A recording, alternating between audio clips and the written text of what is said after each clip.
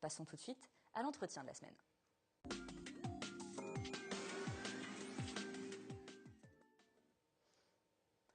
L'entretien de la semaine porte sur Promopole et son avenir. Alors Promopole, c'est une pépinière et un village pour les jeunes entreprises qui souhaitent se développer, un support qui aide et accompagne les débuts des porteurs de projets en leur louant notamment des locaux.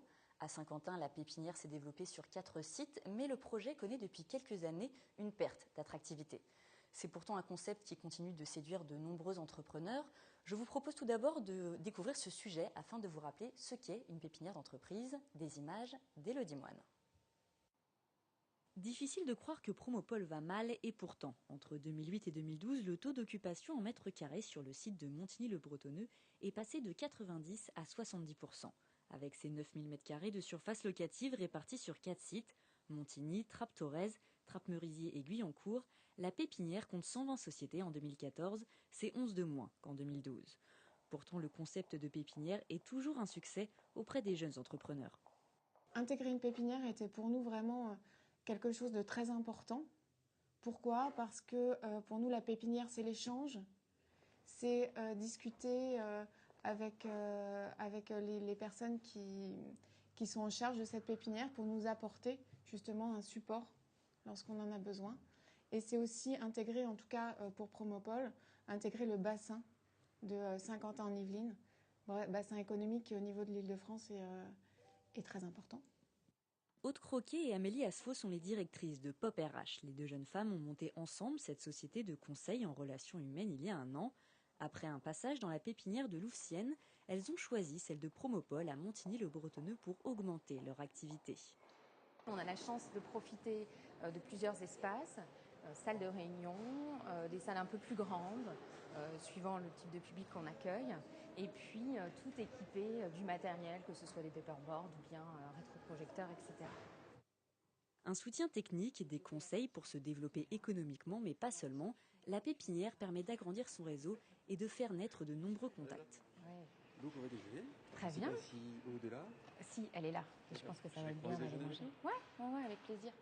Créer son entreprise, c'est un peu comme être en recherche d'emploi. C'est-à-dire qu'on est face à beaucoup de questions et puis beaucoup de démarches aussi à faire. Le fait d'être en pépinière, ça favorise l'échange très clairement. Ça favorise aussi la rencontre. Parce que travailler de chez soi ou travailler dans des petits espaces isolés, on n'a pas toujours l'opportunité. Othman Nasrou remplace Jean-Yves Gendron, ancien président de Promopole. Un état des lieux et un audit financier ont été lancés à la rentrée 2014 pour tenter de remettre à niveau la pépinière. Parlons maintenant de Promopole et son avenir. Othman Nasrou, bonjour. Bonjour. Et merci d'être venu sur notre plateau. Vous êtes le nouveau président de Promopole et également chef d'entreprise, puisque vous êtes à la tête de Citizen Place, une entreprise qui soutient l'action associative en France en développant des outils innovants, c'est cela ? C'est cela. Alors pour commencer, pouvez-vous nous faire un petit état des lieux de la situation de Promopole ? Écoutez, merci de votre invitation. La situation de Promopole, dont on hérite suite aux élections effectivement municipales avec l'alternance qu'a connue la communauté d'agglomération de Saint-Quentin en Yvelines, est une situation, il faut rendre des comptes et dire les choses telles qu'elles sont, dégradée sur le plan financier. C'est un héritage effectivement qui est un petit peu lourd à porter, puisque c'est un outil qui quand même existe depuis 1987, qui rencontre, vous l'avez dit, quelques difficultés depuis des années qui sont à la fois structurelles et conjoncturelles. J'aurai peut-être l'occasion d'en dire un mot. C'est un outil qui continue aujourd'hui d'accueillir plus de 120 entreprises, qui joue son rôle quand même. C'est l'une des plus grandes pépinières de France et aussi à la mesure des ambitions économiques du territoire.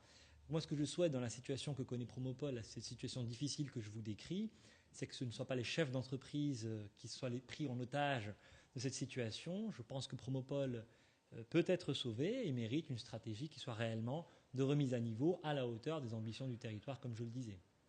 Comment peut-on expliquer cette baisse d'attractivité ? Parce que bien sûr, il y a la crise économique qui joue, mais il y a d'autres raisons. Vous pouvez m'en dire un peu plus ? Effectivement, vous l'avez rappelé, nous avons demandé un audit financier tout d'abord pour bien comprendre la situation à Promopole. Cet audit fait apparaître un certain nombre d'éléments de gestion, d'erreurs de gestion manifestes. Il ne m'appartient pas de les qualifier juridiquement. Le fait est qu'aujourd'hui, Promopole se retrouve dans une situation financière délicate. Justement, vous pouvez me rappeler le montant du déficit ? Alors, Promopole, son résultat comptable 2013, il est de 250 000 euros de perte. Tout à fait. Alors, il faut savoir qu'une pépinière d'entreprise, c'est une activité qui est difficile pour être équilibrée, mais pour autant, il y a à Promopole des erreurs de gestion, des équilibres qui n'ont pas été trouvés, et je plaide pour ma part pour une stratégie de remise à niveau de Promopole sur 3 points essentiels. Le premier, c'est qu'il faut reconfigurer le modèle. C'est qu'on a affaire aujourd'hui à une pépinière qui n'est plus forcément compétitive, qui n'a quasiment pas été réformée depuis très longtemps, depuis qu'elle existe quasiment.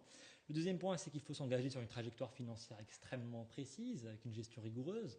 Je pense que Promopole, qui est une société, doit être dirigée par une gestion de chef d'entreprise et pas simplement comme une administration. Et puis le troisième point, c'est un nouveau dispositif d'accompagnement qui soit à la mesure de ce qui se fait de mieux aujourd'hui, parce qu'on doit le meilleur quand même aux entreprises du territoire qui vivent un contexte extrêmement compliqué. Si ces conditions sont réunies, le sauvetage de Promopole est tout à fait possible. Et moi, c'est un peu la feuille de route que j'ai reçue et je souhaite la mener à terme si bien sûr les options que je propose sont retenues. Alors comment la configurer justement ?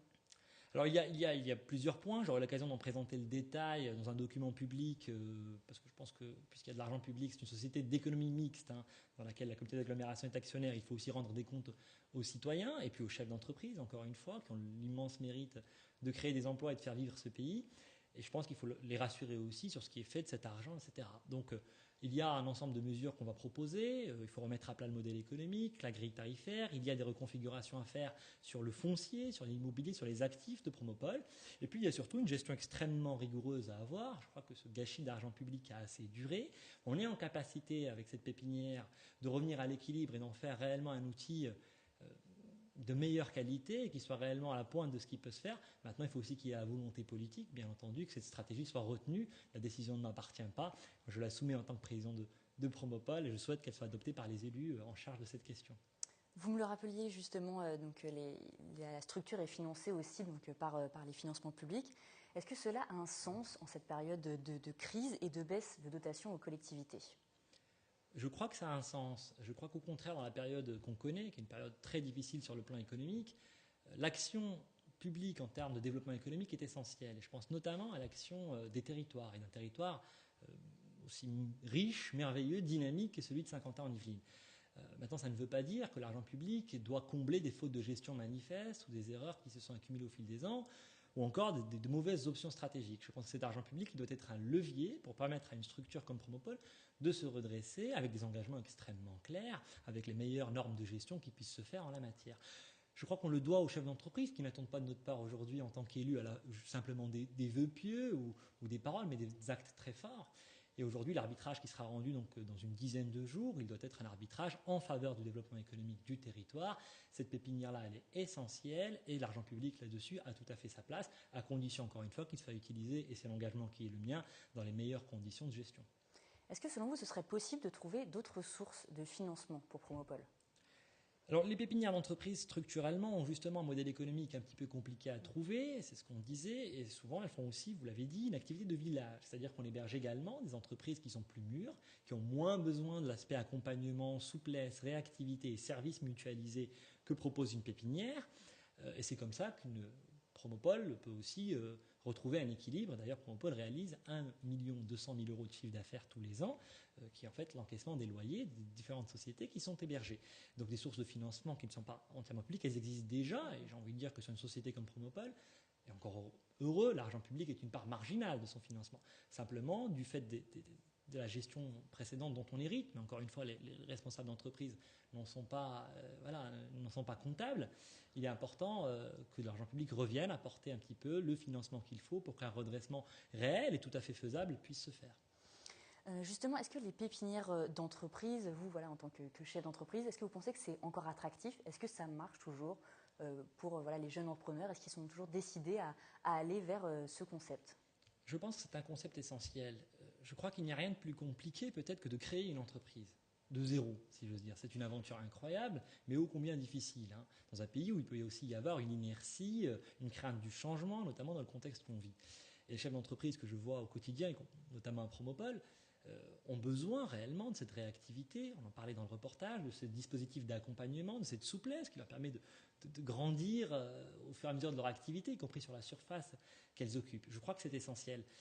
Les équipes de Promopol, qui n'ont d'ailleurs pas démérité ces dernières années, malgré les difficultés, qui réalisent au quotidien un travail assez exceptionnel auprès des chefs d'entreprise, sont en mesure d'apporter un accompagnement qu'on ne peut pas trouver dans l'immobilier de bureau traditionnel. Et c'est pour ça qu'on a au contraire un grand développement des pépinières d'entreprise sur Paris, sur le plateau de Saclay, autour de Cergy-Pontoise, etc. Et je crois qu'à Saint-Quentin-en-Yvelines, on a besoin d'un outil qui soit réellement au niveau. Promopol peut le devenir, encore faut-il qu'il y ait bien sûr la volonté de le faire. Mais une pépinière d'entreprise, c'est essentiel si on veut réellement continuer à créer des emplois et à favoriser l'innovation en France. Votre statut de chef d'entreprise, est-ce que c'est ça qui vous a poussé à vous présenter à la présidence de Promopol? Oui, la situation de Promopol est difficile. On le disait tout à l'heure, c'est une situation qui était connue. Face à ça, on a deux attitudes. On peut s'en laver les mains, se dire que de toute façon, il vaut mieux pas s'en occuper, que c'est un héritage passé et qu'il faut quelque part simplement faire de la politique là-dessus. Moi, je suis un jeune élu. Je ne le crois pas. Je pense que ce qu'attendent les chefs d'entreprise, c'est des solutions pragmatiques et pas de la politique simplement politicienne. Donc à partir de là, l'autre option, c'était de se retrousser les manches, d'être conscient des difficultés, qu'il y a un héritage qui n'est pas acceptable. Il va falloir le dire aussi le moment venu, mais qu'il faut aussi pouvoir proposer des solutions. Et c'est vrai qu'en tant que chef d'entreprise, j'avais le défi de redresser cette entreprise qui est Promopol. C'est la mission qu'ont bien voulu me confier le président de l'agglomération, Michel Augier, le vice-président en charge des affaires économiques, Jean-Michel Fourgousse. Je les en remercie et je souhaite la mener à terme, si les arbitrages me sont favorables sur cette question-là. Très bien, merci. Je vous propose tout de suite de passer à la question de la semaine. Donc la question de la semaine en fait porte sur les entreprises. Nous avons demandé aux Yvelinois quelles sont selon eux les solutions pour aider les jeunes entreprises. Que les déclarations soient faites facilement, rapidement, qu'il n'y ait pas trop de documents administratifs à remplir. Diminuer les charges déjà à la base pour qu'ils puissent embaucher. Qu'il y ait des aides faciles de la part des banques, des prêts. Ras-le-bol des gens instruits, plein de diplômes, mais qui s'en vont à l'étranger et puis qui ne nous aident pas. Voilà, il faut prendre au sérieux tous les gens qui ont des bonnes idées en France. Qu'il y ait des zones de pépinières, de jeunes entreprises. Déjà baisser les impôts, toutes les charges sociales qu'ils ont. Ils relèvent les manches, ils prennent des conseils chez les anciens. Et qui est également la mise en place d'un sorte de tutorat. Othman Nasrou, une réaction à ce que vous venez d'entendre? Écoutez, j'aimerais que ces citoyens que vous avez interrogés ont à peu près tout dit. Et c'est triste de voir effectivement que nos élites politiques le plus souvent sont très éloignées de ces aspects-là. Effectivement, Promopol, c'est ce que je disais, on ne peut pas gérer Promopol comme une administration. Ce n'est pas ce que les chefs d'entreprise attendent.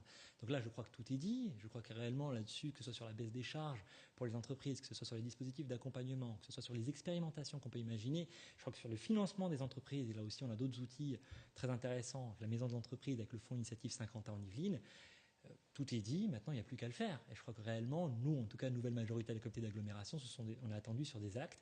Et puis, sur le plan national, le moins qu'on puisse dire, c'est qu'on est aujourd'hui très éloigné de ces solutions-là. Bien, merci Othman Nasrou. Merci aussi d'être venu sur notre plateau. Je vous dis au revoir.